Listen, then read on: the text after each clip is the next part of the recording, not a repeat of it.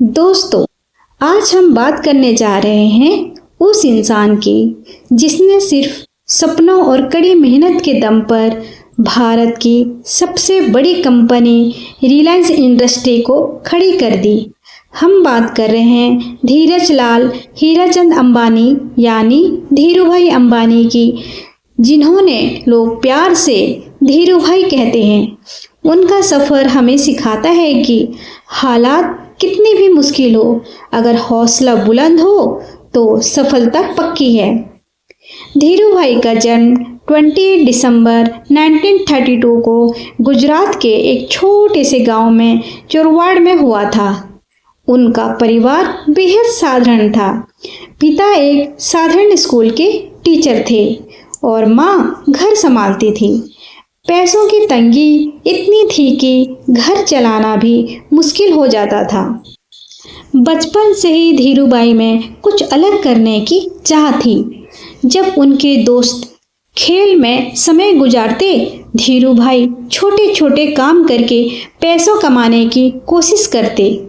कहा जाता है कि बचपन में उन्होंने गांव में गर्मी के सीजन में तेल पकौड़े बेचा करते थे और मेले में जाकर खाने पीने की दुकान लगाते थे।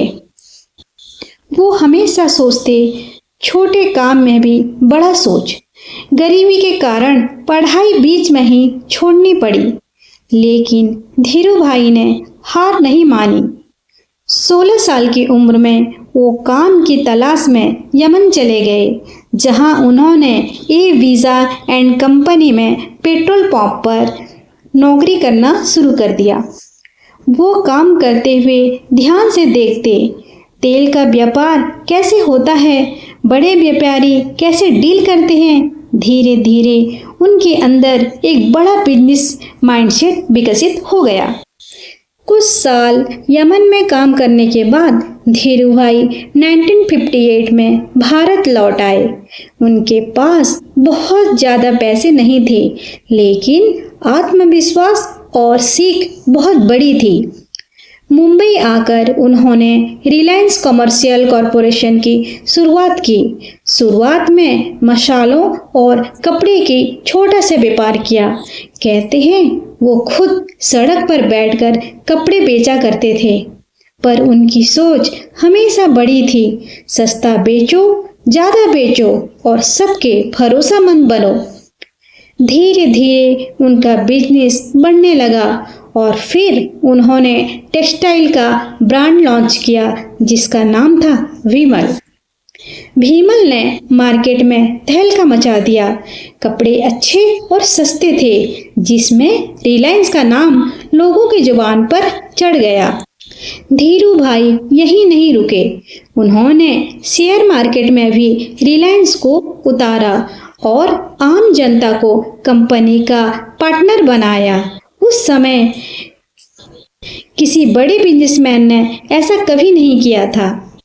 लोगों ने धीरू भाई पर भरोसा किया और देखते देखते रिलायंस भारत का सबसे बड़ी कंपनी बन गई। टेक्सटाइल से शुरू हुआ सफ़र पेट्रोल पंप से लेकर टेलीकॉम एजेंसी और रिटेल तक फैल गया। आज रिलायंस सिर्फ एक कंपनी नहीं, बल्कि भारत की आर्थिक ताकत की प्रतीक है। धीरू भाई अंबानी का कहना था, बड़ा सोचो, तेज सोचो और आगे सोचो, क्योंकि सोचने पर कोई टैक्स नहीं लगती। गरीबी और संघर्ष ने उन्हें रोका ही नहीं, बल्कि आगे बढ़ने की ताकत दी। उनकी कहानी से हमें ये शिक्षा मिलती है कि अगर सपने बड़े हैं और मेहनत सच्ची है, तो कोई भी साधारण इंसान असाधारण सफलता हासिल कर सकता है। तो दोस्तों, अगर धीरू भाई कर सकते हैं तो आप क्यों नहीं। अगर कहानी अच्छी लगी हो तो सब्सक्राइब करना ना भूलें। Thank you.